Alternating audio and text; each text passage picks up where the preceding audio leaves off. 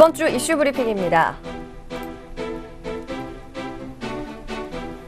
2015년 기준 전국 프랜차이즈 업종의 영업이익이 공개됐습니다. 12개 관련 업종 중 편의점 점주의 이익이 가장 적었고 의약품이 가장 높았습니다.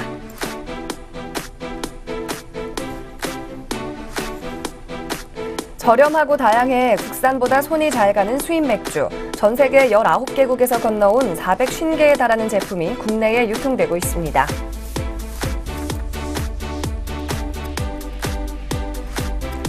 문재인 정부의 조세 정책에 큰 가닥이 발표됐습니다. 새 정책의 양대 축은 부자 증세와 서민 지원이 중심입니다.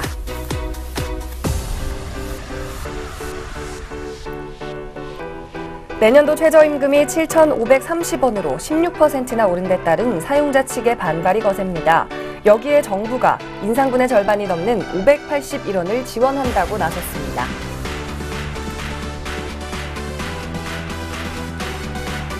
정부가 2030년까지 신재생 에너지의 비중을 20%까지 확대합니다. 원전에서 탈피하고 전기료도 함께 잡을 수 있을까요?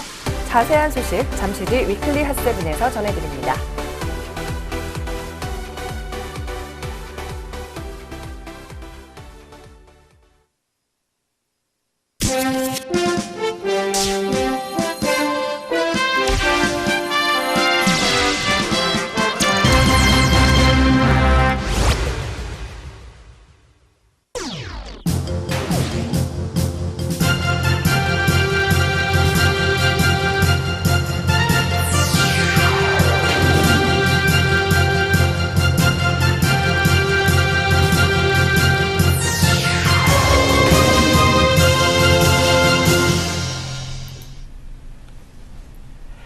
네, 7월의 셋째 주입니다. 주간경제 리포트 1부 시작합니다. 한 주간 이슈가 됐었던 주요 경제 이슈 7가지 순서 먼저 전해드리겠는데요. 오늘 김도원 기자가 소개해주겠습니다. 안녕하세요. 안녕하세요.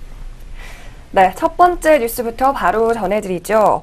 내년 최저임금이 굉장히 많이 올랐습니다. 올해 6,470원에서 내년에는 7,530원으로 무려 1,000원이 넘게 오른다고 하는데요. 알바생들과 임금 노동자들은 쌍수를 들고 환영을 하지만 갑작스럽게 시금이 오르다 보니 중소기업의 자영업자들과 사용자들은 부담이 크다는 입장입니다. 그런데 이들을 위해서 정부가 지원금을 준다고요? 네, 내년 최저임금이 16.4%나 인상되면서 영세 자영업자와 중소기업의 임금 부담이 커지자 정부가 최근 5년간 평균 인상률을 초과하는 인상분은 재정에서 직접 지원하는 방안을 내놨습니다. 정부는 16일 김동연 부총리 겸 기획재정부 장관 주재로 경제관계장관 회의를 열고 이 같은 내용을 골자로 한 소상공인, 영세 중소기업 지원 대책을 확정 발표했습니다. 이번 대책은 최저임금의 급격한 인상에 따른 영세사업주의 부담을 덜기 위해 일자리 안정자금을 도입하는 게 핵심입니다. 정부는 사업주가 부담 가능한 적정 수준을 넘는 임금의 인상분을 재정에서 직접 지원할 텐데요. 내년 최저임금은 시간당 7,530원으로 올해보다 1,060원 오르는데 이 중 최저임금 5년간 평균 인상률에 해당하는 7.4%의 인상분은 사업자가 부담하고 나머지 581원을 정부가 사업자를 통해 임금으로 주는 구조입니다. 월 급여 환산하면 정부가 약 12만 2천 원을 지급하는 것입니다. 네, 굉장히 많은 사람들에게 지원금이 돌아갈 것 같은데요. 이렇게 정부 차원에서 지원을 하면 경제적으로 확실히 좀 도움이 될까요? 네, 이러한 지원은 최저임금을 받는 저소득층에 정부가 사실상 월급의 일부를 직접 지원하는 개념입니다. 지금까지 정부가 청년층이나 고령층 등 특정 계층의 임금을 지원한 사례는 있었지만 이렇게 이번처럼 포괄적 대상의 임금을 직접 지원한 예는 매우 드문데요. 정부는 저소득층에 대한 직접 지원은 대부분 소비로 연결된다는 점을 강조하고 있습니다. 소득이 늘면 투자를 늘리는 고소득층과는 달리 저소득층은 증가된 소득을 거의 소비로 지출하는 경향이 강한데요. 기재부 관계자는 저소득층은 한계 소비 성향이 높기 때문에 저소득층에 대한 직접 지원이 더 효과적인 부분이 있다고 말했습니다. 가계 가처분 소득을 늘려 경기를 활성화하자는 문재인 대통령의 소득 주도 성장 구상과도 딱 맞아떨어지는 개념인 셈입니다. 네, 그런데 전국에 이제 영세 자영업자들이 한둘이 아닌데요. 이렇게 정책을 시행하려면 자금 조달이 굉장히 중요한 이슈가 되잖아요. 방안은 있을까요? 네, 정부가 이렇게 국민에게 사실상 월급을 주는 방식은 상당한 재정을 필요로 합니다. 내년에만 정부가 3조 원을 추가로 부담을 해야 되고 또 최저임금이 매년 오르는 만큼 부담도 누적되는데요. 성태윤 연세대 교수는 임금은 한 번 오르면 계속 유지되는 것이어서 재정으로 매년 메우기가 쉽지 않을 것이라며 한두 명 고용한 사업자별로 매달 고용 상황을 파악해서 매번 돈을 보내주는 방식이 되므로 집행 비용이 더 들 수도 있다고 우려했습니다. 특히 문 대통령 공약인 임기 내 최저임금 10,000원을 달성하려면 거의 매년 두 자릿수 비율로 인상을 해야 하기 때문에 정부 부담은 더 늘 수밖에 없는데요. 정부가 소득세와 법인세 등 세율 인상을 곧바로 추진하지 않기로 한 상황이라서 이 수조 원의 추가 재원을 어디서 마련할 수 있을지도 미지수입니다. 정부가 최저임금 차액분을 지원하려면 내년 예산부터 당장 반영해야 하는데요. 이미 추가 경정 예산안에서 공무원 채용 확대를 반대하는 야당이 이런 안에 합의해줄 가능성도 쉽지 않다고 보고 있습니다. 네, 국민 GDP는 매년 성장하지만 아이러니하게도 가계소득은 매년 정체되고 있습니다. 벌어들인 돈이 기업이나 국가 수준에서 정체가 되고 있기 때문이라는 말이겠죠. 최저임금은 높이되 국가는 돈을 풀어서 지원을 하고 기업은 이익을 양보해 노동자들에게 돌려준다면 내수 활성화와 소비 활성화도 머지않은 문제가 될 것 같습니다. 네, 두 번째 뉴스입니다. 요즘 많은 분들이 맥주 고를 때 수입 맥주 찾으시는 것 같은데요. 종류도 다양하고 가격적인 메리트도 있고요. 이렇게 두 번째 뉴스는 인기가 점차 높아지고 있는 수입 맥주에 관해 이야기해 보겠습니다. 이 수입산 맥주 시장에서 실제 차지하는 규모가 어떻게 되나요? 네, 올 들어 대형마트에서 판매한 맥주 중에 수입 맥주의 비중이 처음으로 국내 맥주의 비중을 넘어섰습니다. 요즘 수입 맥주를 취향에 따라서 브랜드당 한두 캔씩 장바구니에 넣는 게 흔한 풍경이 됐는데요. 롯데마트는 18일 변화하는 맥주 시장의 트렌드를 담은 통계치를 내놨습니다. 올 들어 16일까지 롯데마트의 맥주 누적 매출액 중 수입 맥주가 차지하는 비중은 51.1%로 국산 맥주 48.9%를 앞질렀습니다. 수입 맥주 비중은 2015년 34.5%, 지난해 40%로 가파르게 상승하고 있는데요. 이마트 역시 1분기 수입 맥주의 매출 비중이 51.5%로 처음 국산 맥주를 역전한 바 있습니다. 이렇게 수입 맥주가 잘 팔리면서 주류 수입 업체들은 외국에서 맥주를 대량으로 사오고 있는데요. 규모의 경제가 가능해져서 과거보다 원가 경쟁력이 높아졌고 또 이는 수입 맥주의 소비자 가격을 떨어뜨리고 있습니다. 과거 한 캔의 가격이 3,000원에서 4,000원이었던 인기 수입 맥주가 요즘에는 2,000원에도 판매되기도 하는데요. 할인 행사 등을 할 때는 이렇게 국산 맥주나 수입 맥주가 비슷한 가격에 팔리는 경우도 심심치 않게 나오고 있습니다. 네, 인기가 많은 줄은 알았지만 이렇게 마트 내에서 국내 맥주를 밀고 이 규모가 더 비중이 커진 줄은 몰랐습니다. 수입 맥주도 종류가 참 다양하잖아요. 어느 나라 맥주가 인기가 가장 많았나요? 네, 요즘 종류가 정말 다양해졌죠. 네. 미국의 버드와이저와 일본의 아사히, 네덜란드의 하이네켄, 또 벨기에의 호가든 등 이렇게 메가 히트 브랜드들이 독식했던 시대는 지났다고 볼 수 있습니다. 현재 롯데마트에서 팔고 있는 수입 맥주는 19개국에 450여 개 제품에 이른다고 하는데요. 다양한 나라의 맥주를 맛보고 싶은 고객들은 이렇게 새로운 제품이 등장할 때마다 지갑을 열고 있습니다. 나라별 맥주 판도에도 변화가 있었는데요. 2011년 이후 수입 맥주 시장의 투톱은 일본과 독일이었습니다. 2014년에 이 두 나라 맥주의 점유율은 52.9%에 달했는데요.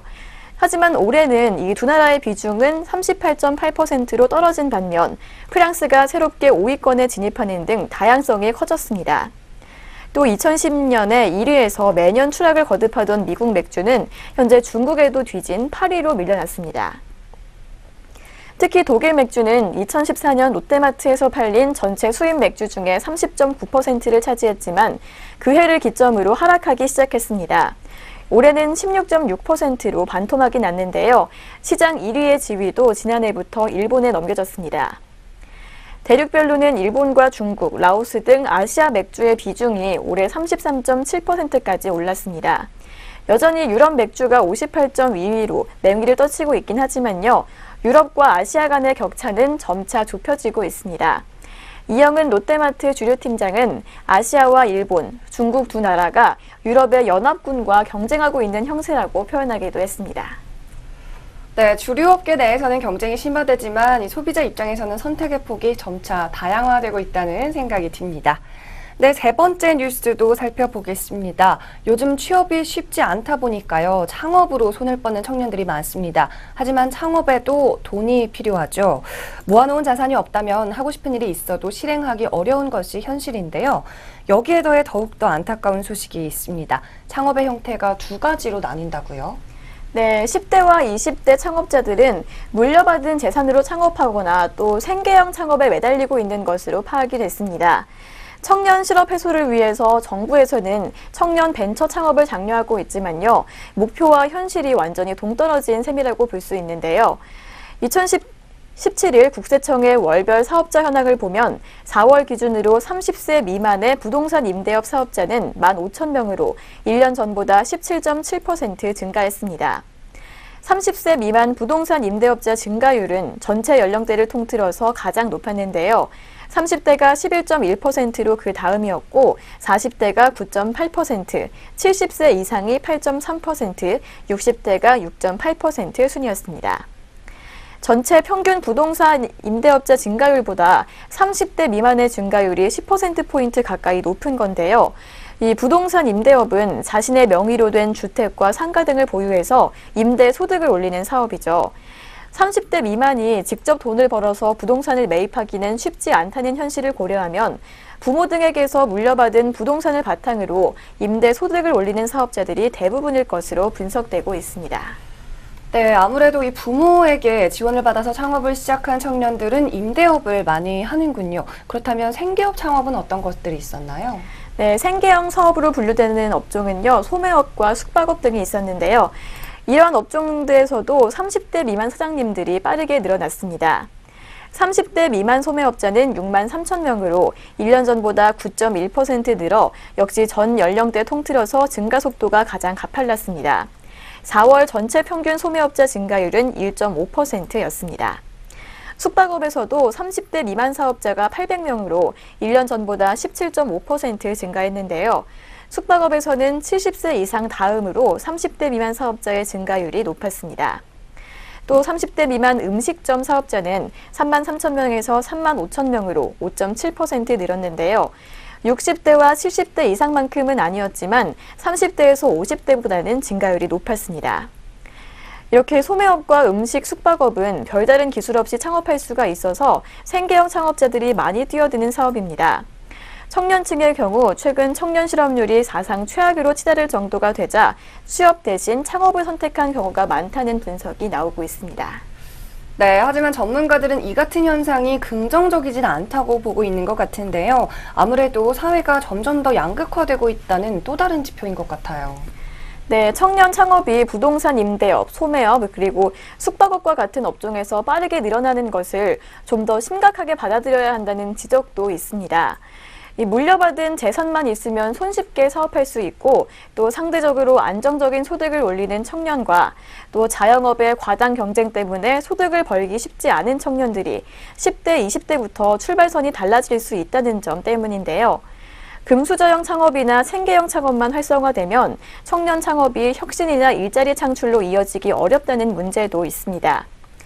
이장균 현대경제연구원 수석연구위원은 30대 미만 부동산 임대업자가 늘어나는 현상을 긍정적으로 보기 어렵다며 20대 창업이 전체 창업보다 도소매업과 숙박 음식점업 등 생계형 서비스 업종의 비중이 높고 기술혁신 창업은 거의 없는 상태라고 지적했습니다.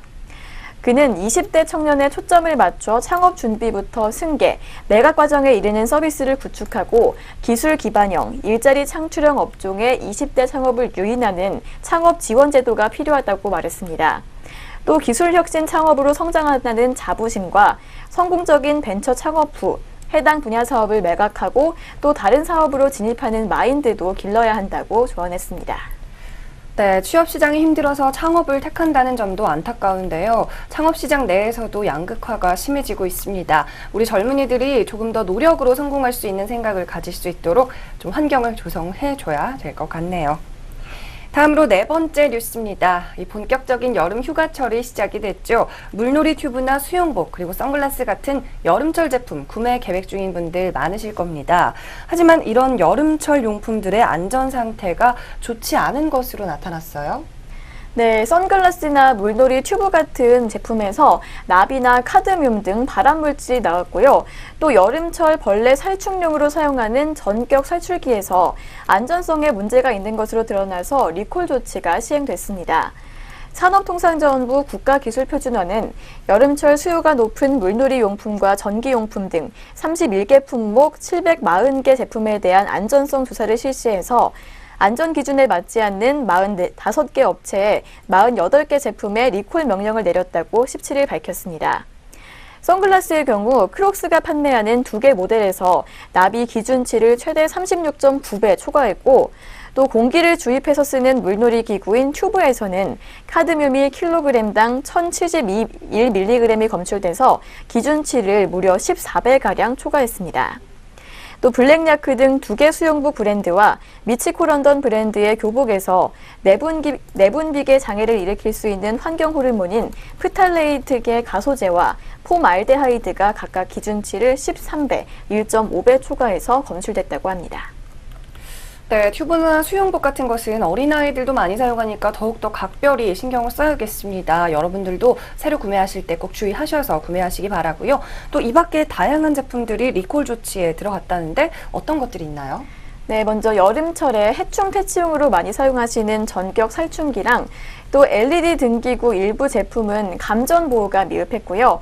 재원무역 등에서 제조한 휴대용 충전기에서는 내부 회로 온도가 초과하는 등의 안전성 문제가 부적합 판정을 받았습니다.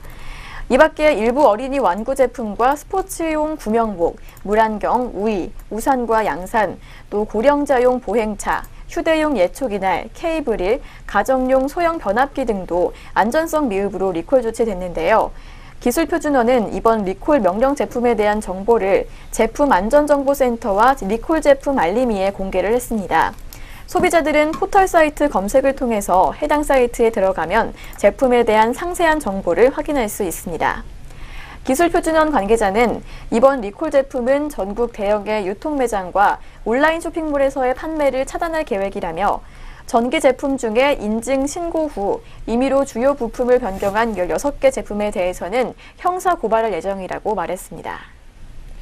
네, 안전한 제품군은요, www.safetykorea.kr에서 확인할 수 있다고 합니다. 적극 이용하셔서 안전한 물놀이 되시길 바랍니다. 오늘의 5번째 위클리 핫세븐입니다. 정부가 태양광과 풍력 등 신재생에너지 발전 비중을 오는 2030년까지 무려 20%까지 대폭 확대키로 했습니다. 또 신규 원자력 발전소 건설 계획을 백지화하는 등 원전 사고 걱정이 없는 나라를 실현하겠다고 밝혔는데요. 자세한 내용 김도원 기자에게 들어보시죠. 네, 국정기획자문위원회는 19일 발표한 국정운영 5개년 계획에서 이 같은 내용의 에너지 정책을 담았는데요. 정부는 신재생에너지 발전 사업을 장려하기 위해 발전소 이격거리 규제 등을 완화하고 소규모 사업자의 안정적 수익 확보를 위한 전력 고정가격 매입 제도를 도입할 예정이라고 합니다. 발전소가 생산한 전력 가운데 일정 비율을 신재생에너지로 공급하는 신재생 공급 의무 비율을 2030년까지 28% 수준으로 올리기로 했고요. 또 과잉 생산된 전력을 저장했다가 전력이 부족하면 송전해주는 에너지 저장 장치 설치를 2020년까지 공공기관에 의무화합니다. 또 정부는 공론화를 통해 운명을 결정하는 신고리 5, 6호기 외에 신한울 3, 4호기와 천지 1, 2호기 등 6기의 신규 원전 계획을 백지화하고 노후 원전 수명 연장을 금지하기로 했습니다. 또 이미 연구 정지된 고리 1호기를 원전 해체 산업을 육성하는 계기로 활용하고 사용 후 핵연료 정책도 재검토할 계획이라고 합니다. 네, 신규 원전 대신에 태양광이나 풍력 같은 신재생 에너지를 활용하겠다는 취지는 좋은데요. 전기 요금 상승 우려도 있고 좀 찬반 대립이 있죠. 네, 정부는 원전 안전규제 기관인 원자력안전위원회를 대통령 직속으로 둬서 위상을 강화하고요. 또 내진 설계 기준 상향 조정을 검토하는 등 원전 안전관리 체제를 정비한다고 하는데요. 또 사회적 비용을 반영해서 발전용 연료 세율 체계를 조정하고 전력 다소비형 산업 구조를 개선하기 위해 산업용 전기요금 체계를 개편합니다. 정부는 2018년까지 주말이나 심야에 쓰는 전기에 매기는 경부화 요금을 차등 조정하고 2019년까지 단계적 요금 현실화를 위한 전기요금 체계 개편 로드맵을 마련할 방침입니다. 하지만 탈원전을 골자로 한 이런 정부의 에너지 정책은 다양한 이해와 비용, 중장기 전력 수급 등의 문제가 맞물리면서 찬반 양론이 엇갈리고 있는데요. 에너지경제연구원은 정부의 탈원전, 석탄 시나리오가 구현될 경우 발전 비용은 2016년보다 약 21% 늘어날 것으로 추산했지만 탈원전 반대 진영에서는 전기요금이 더 큰 폭으로 상승할 것이라고 주장합니다. 특히 원자력계는 아직 원전보다 높은 신재생에너지 발전 비용과 원전 수출 경쟁력 악화 등을 이유로 탈원전에 강하게 반대하고 있어서 정부의 에너지 정책에 따른 적지 않은 사회적 갈등도 예상되고 있는 상황입니다. 네, 찬반 양론으로 나눠진 이 논리들을 차근차근 줄여나가고 탈원전 이뤄낸다면 안전과 효율성을 같이 잡을 수 있을 겁니다. 네, 위클리 핫세븐 6번째 이슈입니다. 새 정부의 조세 정책에 큰 가닥이 발표가 됐습니다. 문재인 대통령에게 보고한 문재인 정부 국정운영 5개년 계획에서 나온 이야기인데요. 이 국정기획위가 설정한 새 정부 조세 정책의 목표는 공정하고 형평한 과세 방안 마련과 증산, 서민층에 대한 세제 지원입니다. 이와 함께 조세 재정 개혁 과제에 대한 특별기구 설치, 납세자 중심의 서비스 세정 등도 언급했는데요. 과세 형평 제고와 관련해 국정기획위의 기존 입장대로 부자 증세 방침이 새 정부 국정과제에 담겼습니다. 당장 내년도 세법 개정안을 통해서 초고소득, 대주주 주식 양도 차익 등 자본소득, 탄루소득에 대한 과세를 강화할 예정입니다. 상속 증여세 부분은 신고세의 공제율을 축소하고 과세 체계도 개편할 계획이라고 하는데요. 아울러 부가가치세 대리납부제도 단계적으로 도입하고 해외 금융계좌 신고 대상을 확대해서 과세 기반을 확대할 예정이라고 합니다. 네, 뿐만 아니라 대기업에 대한 과세도 정상화한다고 발표를 했는데요. 어떤 방식인가요? 네, 대기업에 관한 비과세 감면을 지속적으로 정비하고요. 또 대기업 일감 몰아주기에 대한 과세를 강화하겠다는 계획인데요. 사실상 법인세 실효세율을 올리겠다는 것인데요. 이명박 정부에서 큰 폭으로 인하된 법인세 명목세율과 관련해서는 구체적인 입장이 드러나지는 않았습니다. 서민 세제 지원을 위해서는 근로소득 증대세제를 확대할 방침입니다. 또한 현행 10%에 머물러 있는 월세세 공제율을 인상하고 폐업한 자영업자를 대상으로 재창업과 취업 시 소액 체납을 면제하는 방안을 추진합니다. 올해부터 국세청에 납세자 보호위원회를 설치해 운영하는 등 납세자 중심의 조세 시스템을 만들겠다는 계획입니다. 납세자 보호 인력을 외부에 개방하고 세무조사 남용을 막을 장치도 마련합니다. 한편 문재인 정부는 올해 하반기에 조세, 재정개혁을 추진할 특별기구를 설치해 운영할 예정인데요. 사회적 합의가 필요한 조세 문제에 대해 공론화 과정을 거치기 위해서입니다. 특별기구에서는 법인세 명목세율 인상을 비롯해 경유세 인상, 근로소득세 면세자 비중 축소 등 민감한 증세 이슈들이 다뤄질 전망입니다. 네, 이 특별기구는 2018년까지 조세와 재정개혁 보고서를 작성하고 대통령과 국회에 보고한다고 합니다. 부디 내년부터는 소득에 합당한 세금을 내고 편중돼 있던 부의 재분배도 목격할 수 있기를 바랍니다. 이어서 7번째 이슈입니다. 은퇴 후 또는 창업을 생각하는 분들이 많습니다. 직장 생활이 팍팍하면 가장 먼저 내가게 마련이 생각이 나기 마련인데요. 어떤 업종이 벌이가 좋고 또 벌이가 좋지 않았을까요? 관련 조사에 따르면 편의점 업종이 가맹점주의 손에 쥐어지는 이익이 가장 적었습니다. 이유가 뭘까요? 네, 프랜차이즈 업종 중에서 가맹점주의 이익이 가장 적은 업종은 편의점이었는데요. 우후죽순 출점으로 경쟁이 심해진 탓이 가장 이유가 큽니다. 통계청이 조사한 12개 업종 중에서 꼴찌를 기록했는데요. 자세한 조사 내용 살펴보겠습니다. 조사 내용은 통계청이 20일 발표한 2015년 기준 경제 총조사 결과로 본 프랜차이즈 통계입니다. 이 보고서에 따르면 프랜차이즈 가맹점당 매출액은 2억 7,840만 원, 매출액 대비 영업이익률은 9.9%였는데요. 매출액은 한 곳당 2억 7천만 원이 넘지만 실제 벌어들인 순이익을 뜻하는 영업이익은 가맹점당 2,740만 원에 불과했습니다. 임금 근로자 평균 연봉인 3,948만 원의 69%에 그치는 수준입니다. 그러나 여기에 더해서 업종별 격차도 컸는데요. 가맹점주가 쥐는 돈은 최대 7천만 원의 차이를 보였습니다. 편의점업은 가맹점 수와 종사자 수가 가장 많았지만 12개 업종 중에서 가장 낮은 1,860만 원을 버는 데 그쳤는데요. 본사와 수익을 나눠 갖는 구조에다가 동일 상권 내에서 우후죽순 생겨나 경쟁이 심화된 데 따른 것이라는 게 정부 측의 설명입니다. 네, 편의점의 경우 연 1,860만 원으로 가맹점주의 이익이 가장 적었고 12개 업종 중에서 꼴찌를 기록했습니다. 반대로 가장 이익이 많은 업종은 뭐였나요?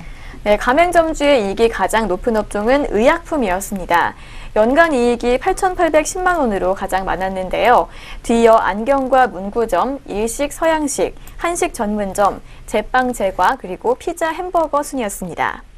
가맹점 수가 편의점 다음으로 두 번째로 많았던 치킨 전문점은 한 해 평균 2,360만 원을 벌었고요. 또 전국에 10,000개가 넘는 주점도 한 곳당 2,350만 원을 가져갔을 뿐입니다. 또 분식 김밥점은 2,270만 원을 기록했고 커피 전문점도 2,110만 원으로 2천만 원을 겨우 넘긴 수준이었습니다.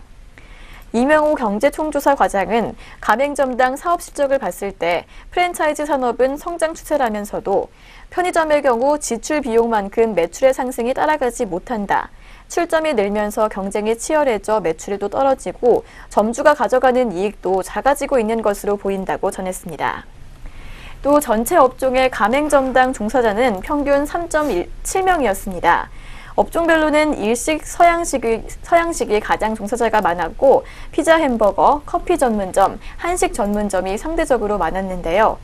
반대로 1인 창업이 많은 치킨 전문점과 주점은 각각 2.5명, 2.6명으로 일하는 사람이 적었다고 합니다.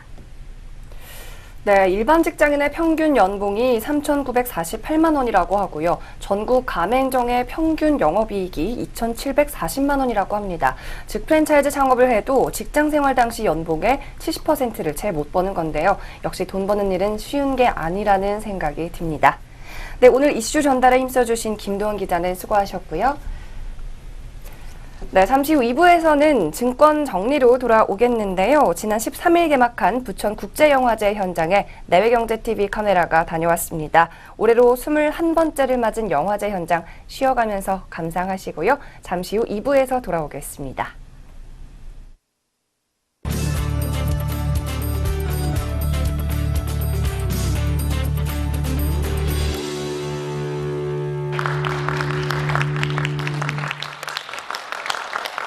반갑습니다. 안녕하세요. 반갑습니다. 글의 힘으로 봤던, 글을 쓰는 것은 힘, 그걸 봤던 게 설명하는 순간 다 바보 같은 거짓말이 되고 보이는데 그걸 도현 씨가 자기 감정으로서 딱 캐치를 하고 나에게 갈 수 있다고 하니까 너무 고마웠죠. 그냥 서로한테 계속 상처를 주는 거예요. 혹은 누군가가 먼저 다가오길 바랬을 수도 있고 혹은 저 남자가 나의 구원이라고 생각했을 수도 있고 근데 그 마지막에 칼로 찌르는 게 그들의 사랑 방식이라는 거 찌르려고 찌르는 게 그들의 사랑 방식이라는 거를 이해를 못했었어요. 거기까지 감정이 안 온 거예요. 그렇다고 하면 왜 무엇 때문에 김혜경은 칼을 들고 나와서 정세고를 찌를까를 생각했었던 거죠. 그래서 그게 자신이 없으면 제가 모르면 관객들도 모를 것 같은 거예요. 그래서 그거를 아는 데까지 좀 걸렸어요. 이게 되게 특이하지만 정세곤과 김혜경의 사랑 방식이구나. 네, 안녕하세요. 이자선이를 연기한 정주입니다. 좀 더 그런 걸 잘 표현해 줄 수 있는 제 머릿속에 있는 것보다 좀 더 실제로 표현해 줄 수 있는 배우가 있었으면 좋겠다 해서 여기 있겠습니다. 알겠습니다. 그 옆에 배우분께 좀 마이크를 드릴게요. 처음에는 제가 그 역할을 좀 하게 될지 몰랐고 어느 팬이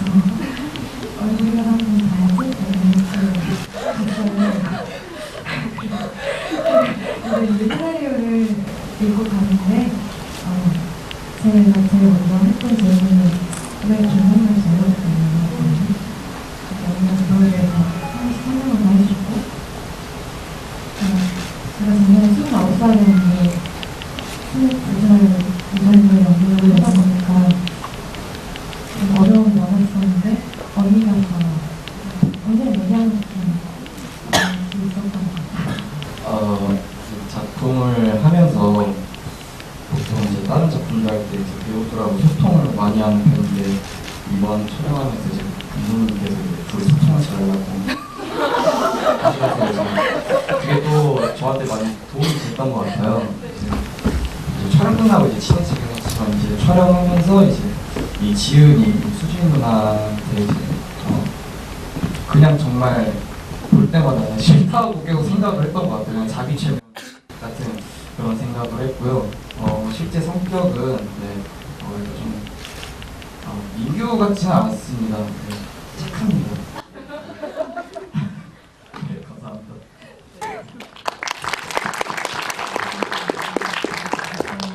연기를 더 열심히 잘 하고 싶습니다. 감사합니다.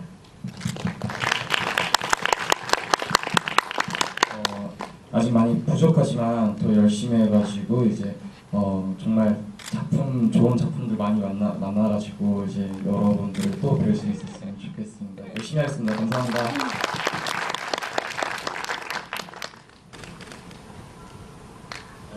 열심히 하겠습니다.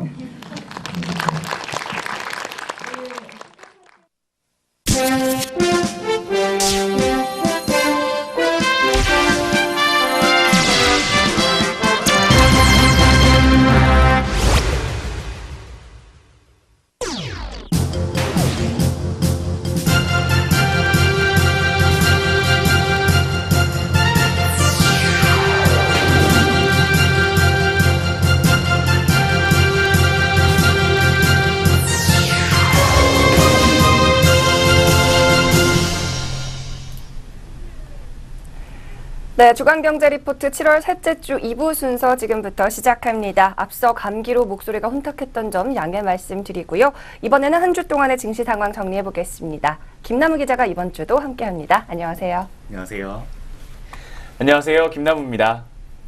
네, 7월 넷째 주 마감 지수부터 바로 확인해 보겠습니다.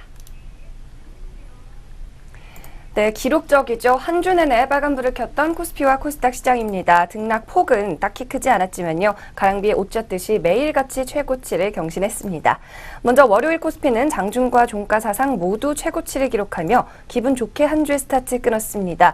코스닥도 덩달아 0.9% 가까이 상승폭을 키우며 660선 넘봤고요. 화요일도 코스피는 나흘 연속 사상 최고치로 마감했습니다. 삼성전자가 이날 사상 최고가 기록했고요. 코스닥도 660선 거뜬히 넘기며 코스피와 키를 맞춰줬습니다.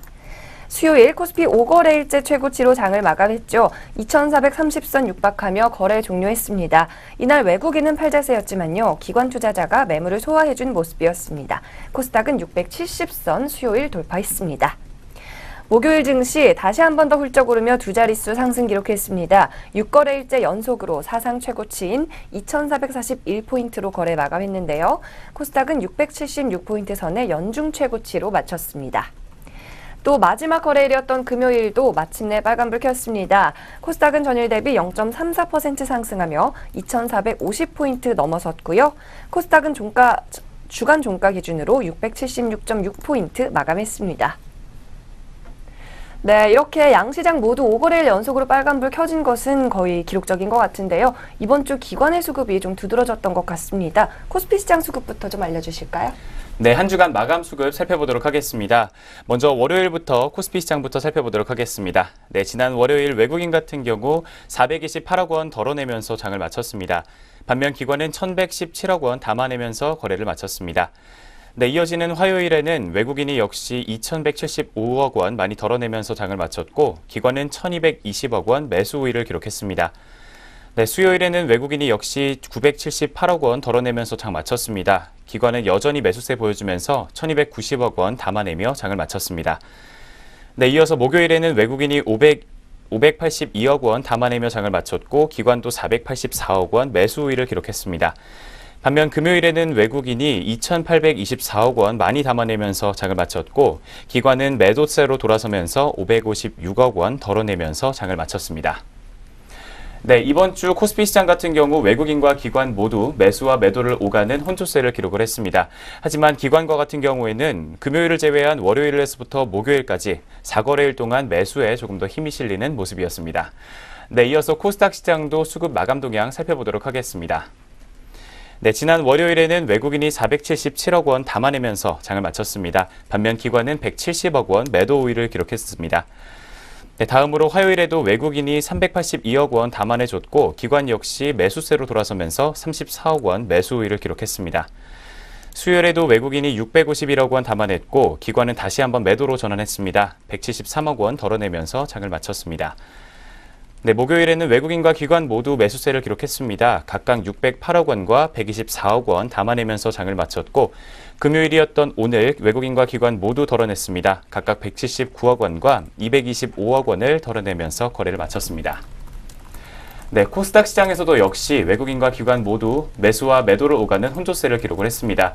하지만 코스닥 시장에서는 외국인이 월요일부터 목요일까지 많이 담아내는 모습을 보였습니다. 매수에 조금 더 무게가 실렸던 한 주였습니다. 네, 이번 주 코스피 시장의 상승 동력은 기관이 주도했고 반대로 코스닥 시장에서는 외국인이 매수에 힘을 실어주는 모습이었습니다. 또 코스닥 시장에서 기관도 이번 주 퐁당퐁당 매수세 이틀 시연해주면서요. 계속됐던 기관의 매도 우려도 어느 정도 해소가 된 것으로 보이고 있습니다. 네, 그럼 이번에는 시장에 조금 더 자세히 접근을 해서요. 한 주 동안 시장을 주도했던 특징 업종들 정리를 해봤습니다. 이번 주는 제약주 준비하셨다고요? 네, 이번 주는 제약주를 준비를 해봤습니다. 자세한 내용 살펴보시도록 하겠습니다. 네, 최근 식품의약품안전처가 발표한 2016년 의약품 생산 실적에 따르면 국내 의약품 시장은 전년 대비 약 13% 정도 증가했습니다. 21조 7천억 원을 기록하면서 처음으로 20조 원대를 넘어서는 기록을 세웠습니다.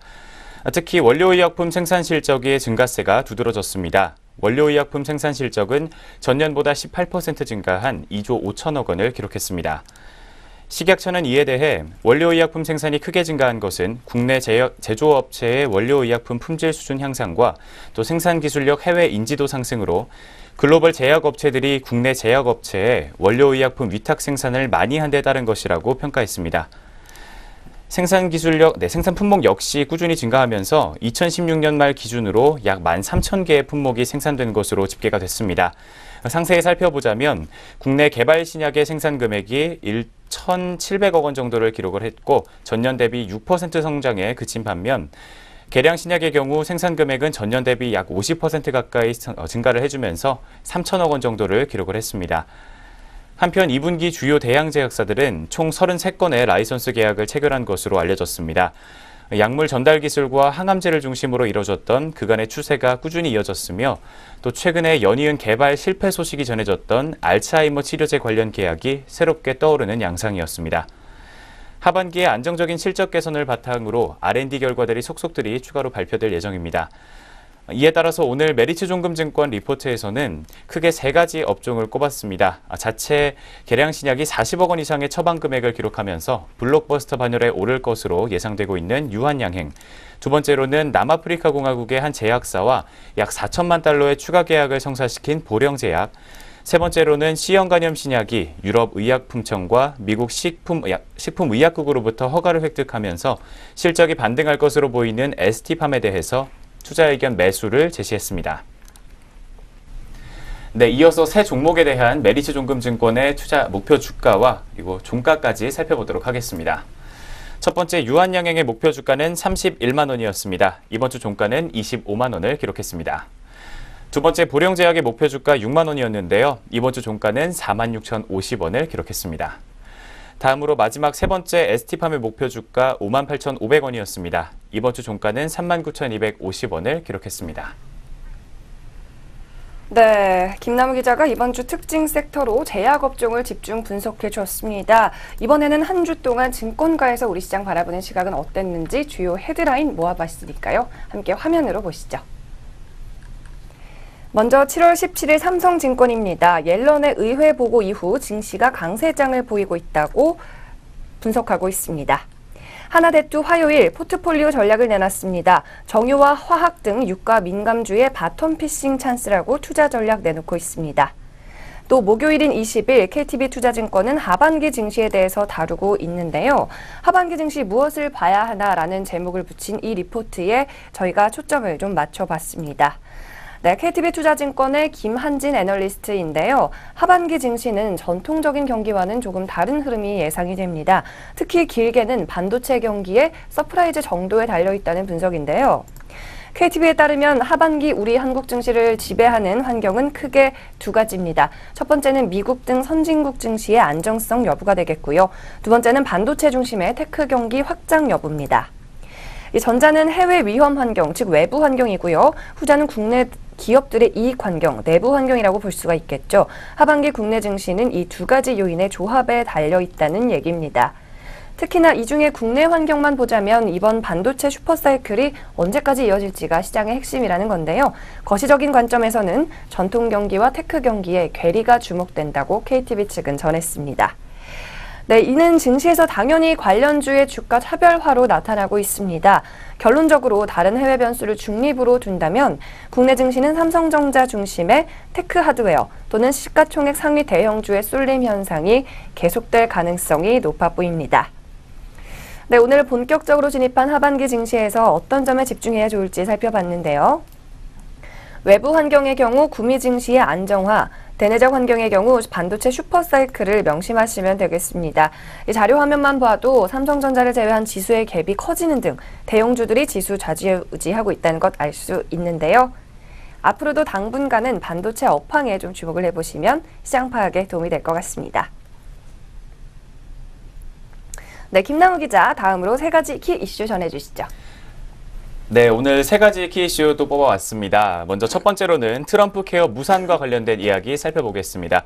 두 번째로는 미국 2분기 실적 기대감 확대, 세 번째로는 소비 심리 개선과 유통 실적 개선 기대감이라는 주제로 뽑아왔습니다. 네, 먼저 첫 번째부터 살펴보도록 하겠습니다. 첫 번째 키 이슈, 트럼프 케어 무산입니다.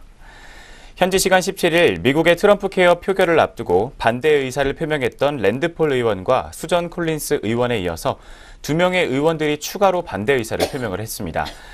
미치 매코넬 상원 원내대표는 성명을 통해 표결을 잠정 중단하며 트럼프 케어가 사실상 무산됐음을 알렸습니다. 현지 시간 19일 트럼프 대통령은 백악관에서 공화당 의원들과 오찬 회동을 갖고 트럼프 케어 처리가 무산된 것과 관련해 질책과 협박을 가했다라는 논란이 이어지고 있는 상황입니다. 트럼프 대통령은 이 자리에서 오바마 케어를 트럼프 케어로 대체하기 전까지는 아무도 여름 휴가를 갈 생각을 하지 말아라 라고 밝혔다고 합니다. 또 더 이상 상원의원을 하고 싶지 않은 것이냐라고 물었다고 합니다. 현지 시간 12일에는 미국 하원에서 트럼프 대통령 탄핵 소추안까지 현재 발의가 됐던 상황입니다.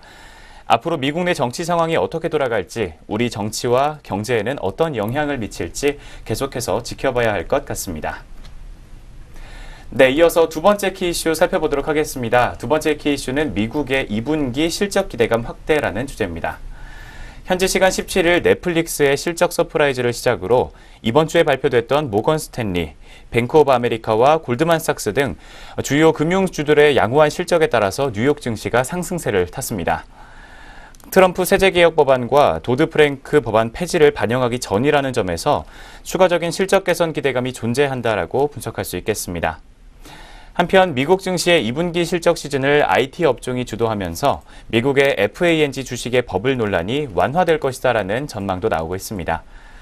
IT 기업들이 세계적인 경기 회복 흐름 속에서 해외 매출이 증가하는 양상을 보이며 3분기 이후에도 꾸준한 실적 개선세가 이어질 것이다라는 증권사들의 전망이 나오고 있습니다.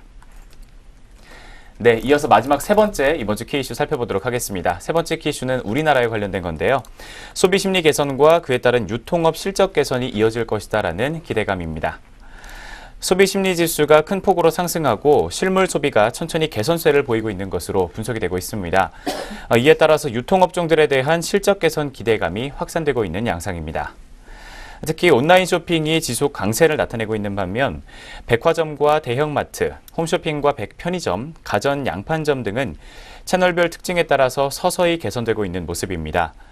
백화점은 지난 5월 황금 연휴의 영향으로 매출이 주춤했지만 6월 들면서 본격적으로 회복세가 나타났습니다. 가전 양판점의 경우 이른 무더위로 에어컨 판매가 호조세를 보이고 있고 또 미세먼지 등의 영향으로 공기청정기와 건조기 등 신규 가전 수요까지 더해지면서 긍정적인 요소들이 모두 실적에 반영되는 호재가 있었다라는 분석이 나오고 있습니다. 이에 따라서 증권가에서는 3분기에는 소비 심리가 회복되는 양상을 볼 때 가장 수혜를 볼 것으로 예상이 되는 백화점 등 기존에 부진했던 오프라인 채널들의 실적 개선이 이어질 것이라는 전망을 제기하고 있습니다. 네, 지금까지 이번 주 키 이슈 3가지 짚어드렸습니다. 네, 그럼 다음 주부터는 시장 좀 어떻게 대응해야 포트폴리오 편안해질까요? 보기 좋게 먼저 키워드로 정리해봤습니다.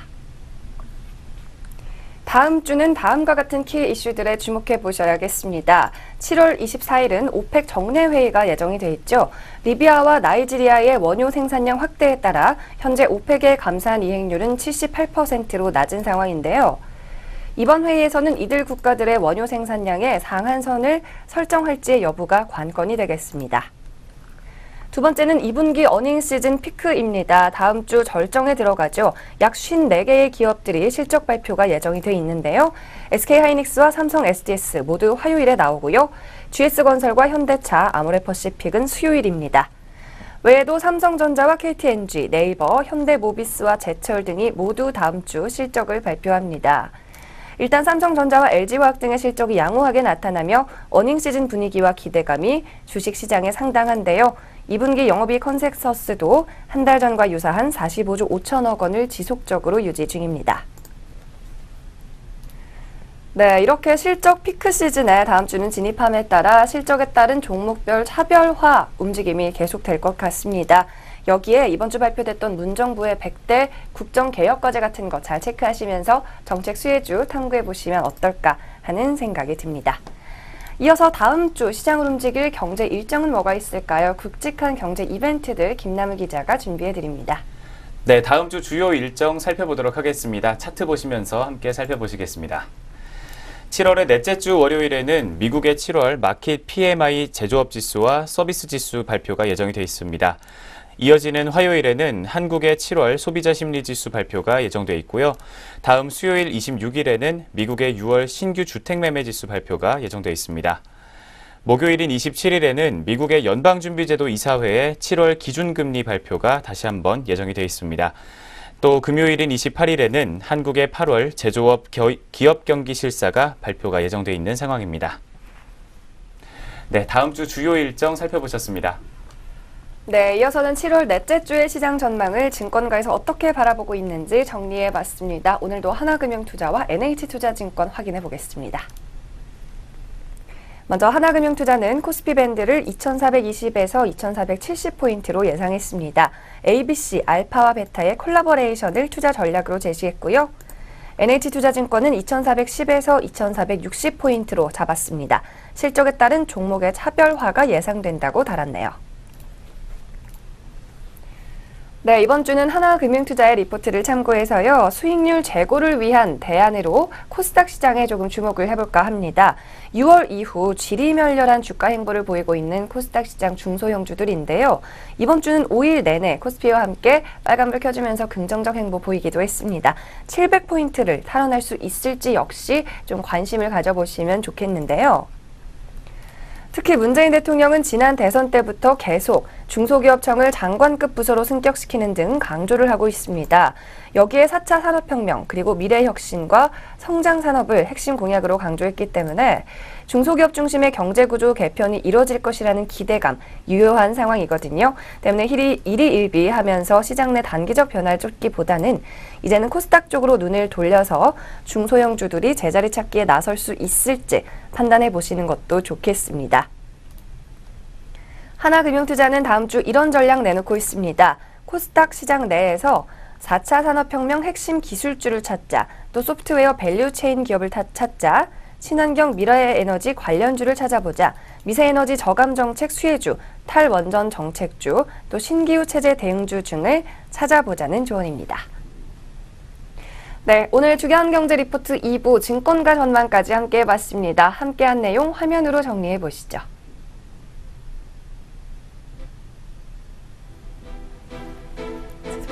아, 괜찮아요, 괜찮아요.